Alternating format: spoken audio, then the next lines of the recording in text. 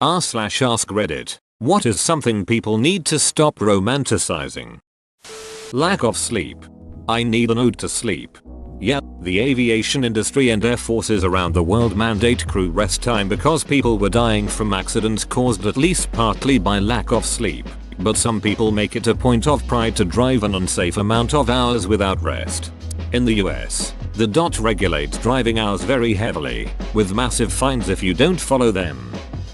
Ridiculously expensive weddings. Average cost of a wedding in my state is around $60,000. A lot of people take out loans and debt for one day of living way outside their means. I remember that the national average was something like $25,000. What state are you and where can it be so damn high?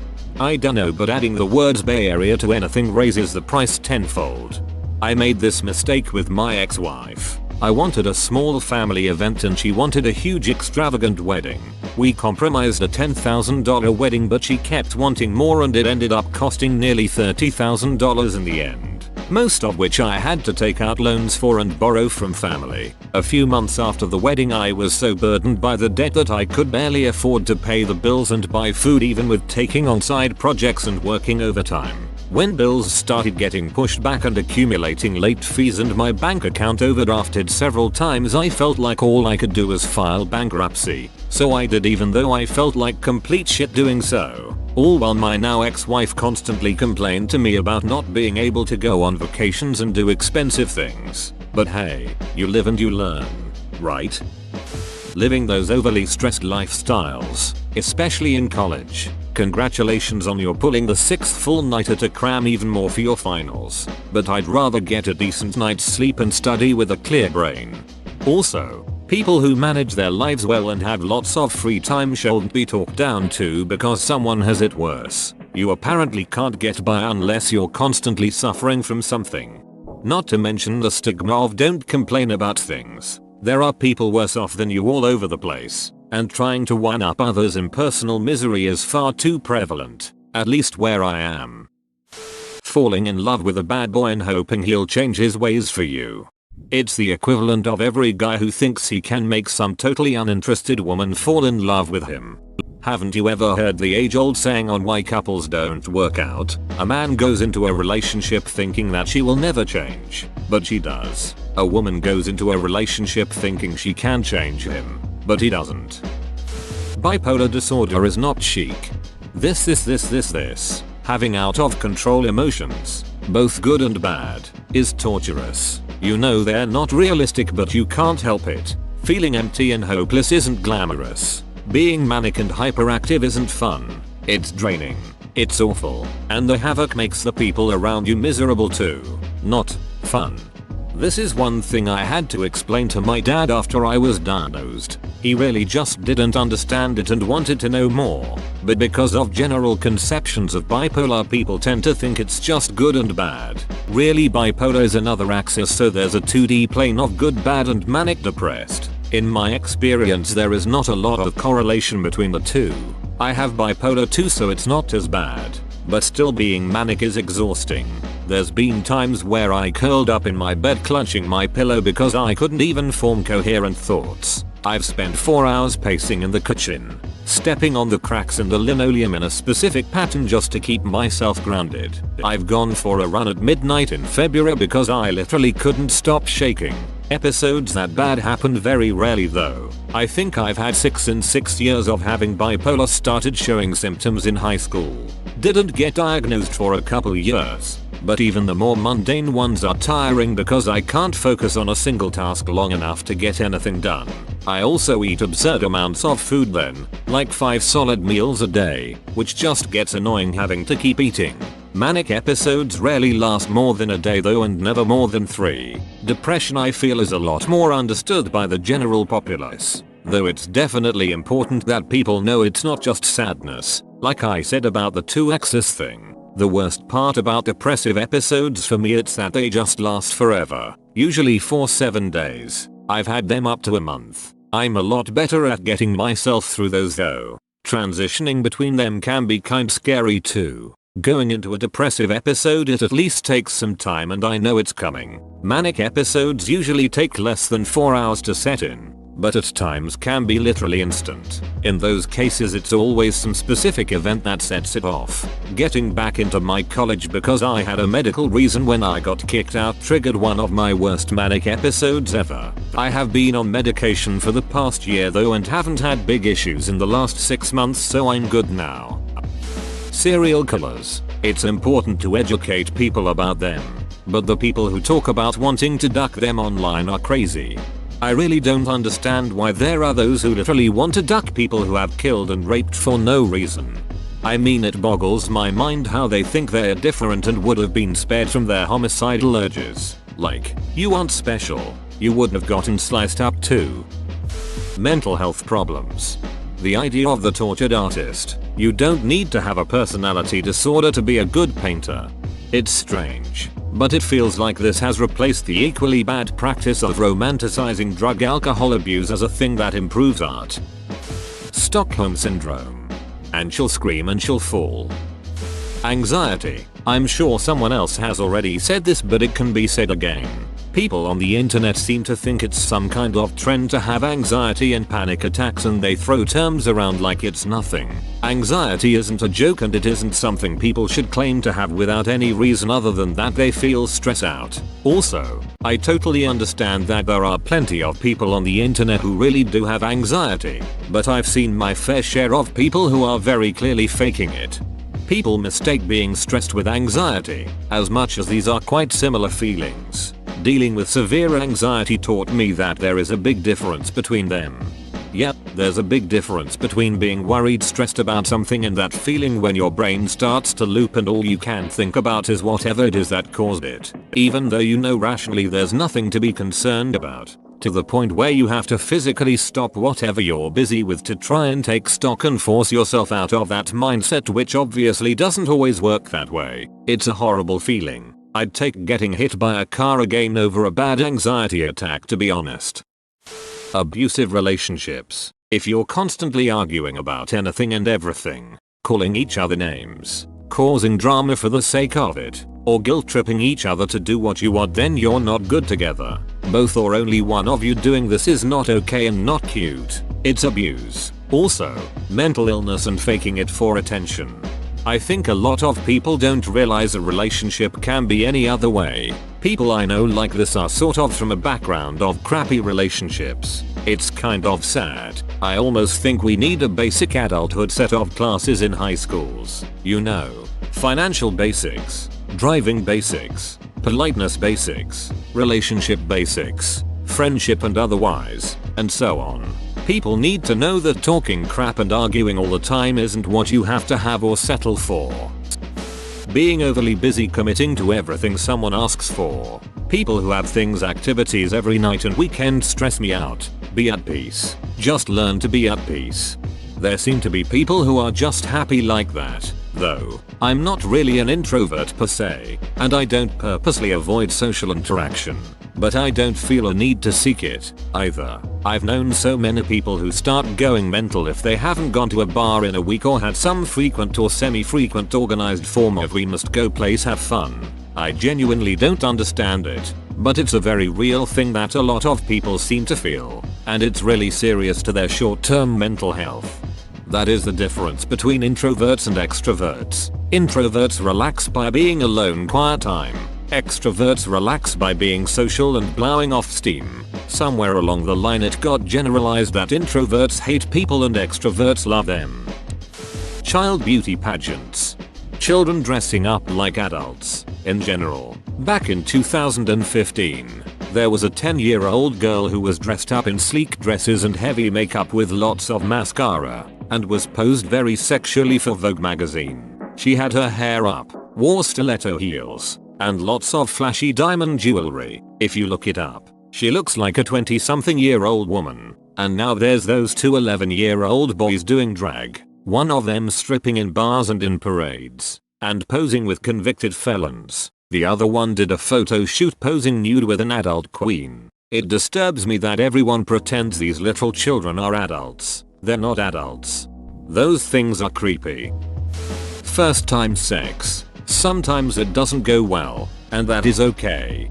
People should also stop saying it has to hurt or be any sort of way. This is true. For some people it doesn't. For me it did so much I had to stop, which led to him saying we were basically still virgins later and making me realize I made a very poor choice for my first. People need to understand that the first time can be like sitting on a knife or completely fine, or anywhere in between. Drug abuse is a way to deal with mental health in rap. It goes way beyond rap. Most people I know are rednecks and wouldn't be caught dead listening to rap. But the go-to method for dealing with insomnia or depression is to drink alcohol until they pass out. As an alcoholic, alcoholism 100% should not be romanticized. That said, full-blown insomnia is absolutely hellish and I do sympathize with those so desperate to get some kind of sleep, even the alcohol-induced shitty kind, that they turn to drink. Possessive behavior. No, it's not cute when you're so gets jealous because of everyone that looks at you. It's freaking sick. I mean, honestly, if you don't trust me enough to know I would not cheat on you, we should see other people. I read a fair amount of fluffy chick lit, and this stuff is ridiculously overplayed. The last 3 series I've been into have included the girl being secretly GPS tracked, being handcuffed to prevent her from going where she may be unsafe, and having her mortgage purchased from the bank by the stupidly wealthy, overbearingly protective significant other. They usually throw a fit about it, then acquiesce because she just loves him more than life itself. Like, damn.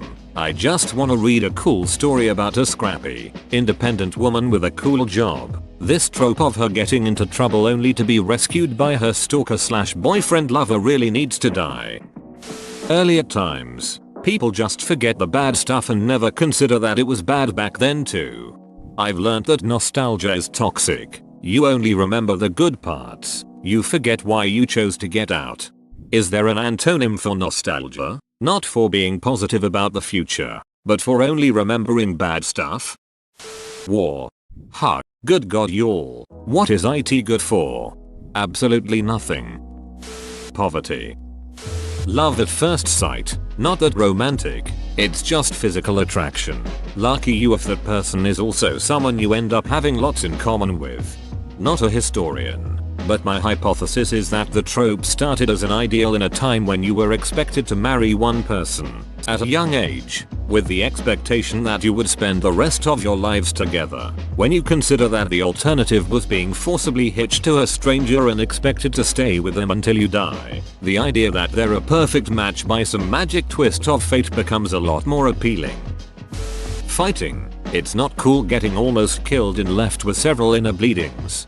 Not to mention all the brain damage. No, a concussion is not just getting hurt, it's one step closer to becoming a vegetable.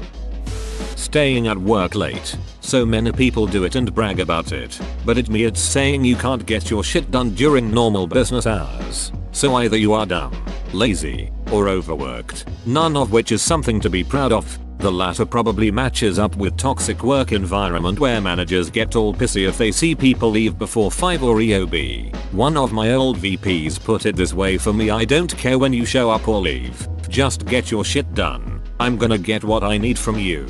Some people just have that much work. My dad works for a startup software company and works like 10 hours a day debugging code.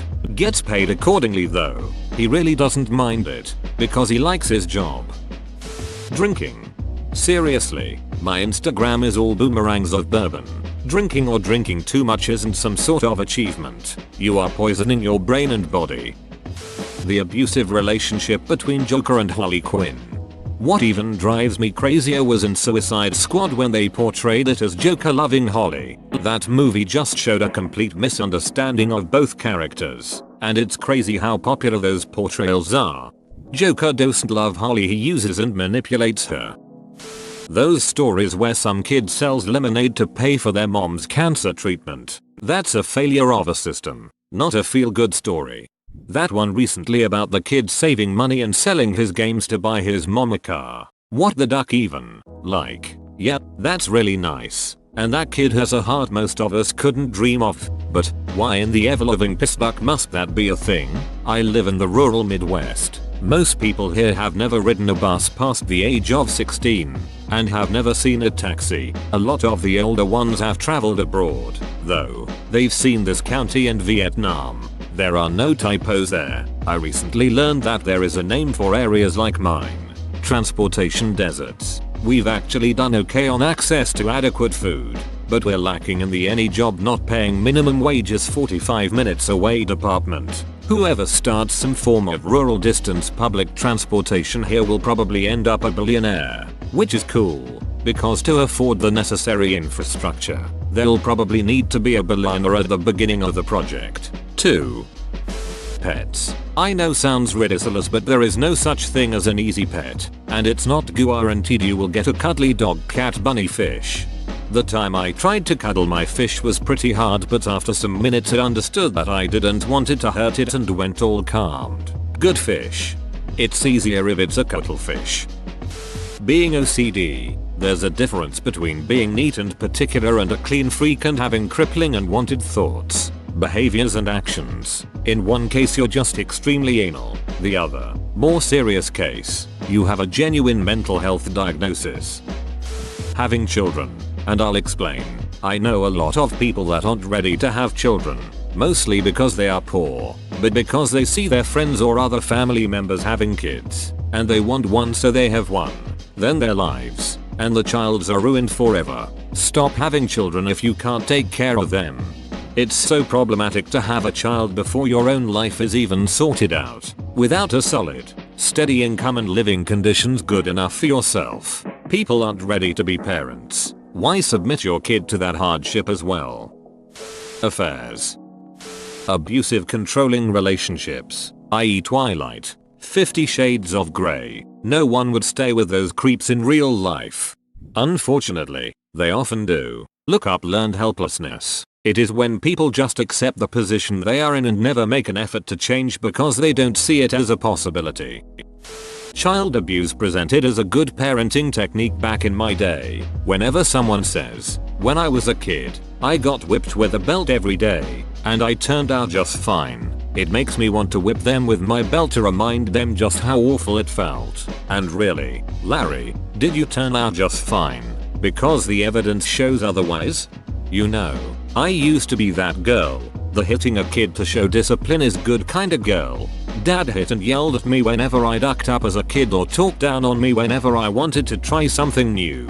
I used to tell people my dad hit me and I turned out fine, until an ex pointed out that that was probably the reason I was very indecisive and anxious about things or why I have trouble with authority, and I thought about it for a few days and he was right. So, long story short, don't hit your kids. Make them understand why they're in trouble and there's a big chance they won't do it again. Hopefully. Cynicism under the guise of realism.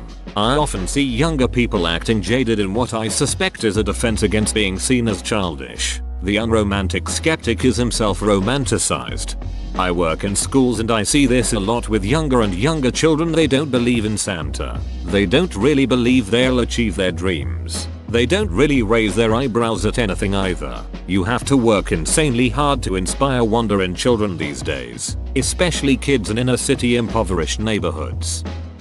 Flashy displays of wealth and the celebrities that take part. The worst has to be singing about it. Act like you've been there before. Humble up. Think about what you can do for others, not just masking your insecurities. I've seen some movies where a guy kidnaps a girl and she falls in love with him. Why? Stockholm Syndrome? Depression and suicide. It's not charming. It's not poetic. It sucks and is not cool. Vaping. Yes, it's healthier than cigarettes and I definitely do want people who are smoking to try switching to vaping for their health, but kids are getting an addiction at a very young age. Nicotine is extremely addicting, guys. It took me really long to break my habits and it has affected my mental and physical health so much to stop smoking. Anxiety. Sick of people making anxiety look all cute and adorable when in reality it's panic attacks and the crippling pressure of overthinking on a constant, leaving you exhausted but won't let you sleep because you're still panicking. The way society is obsessed with personality, regardless of character or even competency. Getting recognition and rising in the ranks is more about how you can sell a pen rather than productivity or expertise. God forbid you end a meeting without making a decision on a complex problem that requires research. You're seen as wishy-washy. They're going to go ahead with the plan from the guy confident and running the train off the tracks. The mommy needs wine. Movement. Your kids will be shitheads sometimes, it's all part of it. If they're shitheads all the time, that's your fault, and if you're drinking all the time to deal with them, then you have a problem and it's not funny. Thinking that when a woman says no she's just playing hard to get. I'm pretty sure it was already mentioned, but still. Fighting for love. And by this I mean fighting with the person you like. The thing that should be romanticized is mutual respect. Depression and suicide. 13 Reasons Why is the most bullshit excuse story I've seen projected out there to my recent knowledge. I stomached 45 minutes of this bullshit and I refuse to watch anymore. It doesn't even deserve a second season because it's just going to mislead more people into understanding the turmoils a depressed individual is dealing with. Everything in that show is not as convenient as it likes to seem. It's based off a book too, which is even more insulting because I doubt the book even gets anything right too. No. Depressed and suicidal people aren't like Jigsaw from the Saw series, who make cassette tapes containing recordings just to make people feel bad that they've got pushed to the edge. They are not that scheming. Every day to a suicidal depressed person's life is a constant struggle. A struggle that may or may not see no end. A series of tidal waves of emotions crashing into them, and they are out there swimming in the thick of it, gasping for air as they struggle to swim. They reach suicide when they absolutely feel like the world has given up on them, including those who've had long tenures with them like friends. Stop buying into 13RW's bullshit already. Paris. Once you get past the touristy stuff, it's just a big city with big city problems, and the Eiffel Tower is like a giant electrical grid. Sports. The sports themselves are okay. People liking sports is fine. But when you treat athletes different from other people just because they play football, that's the problem.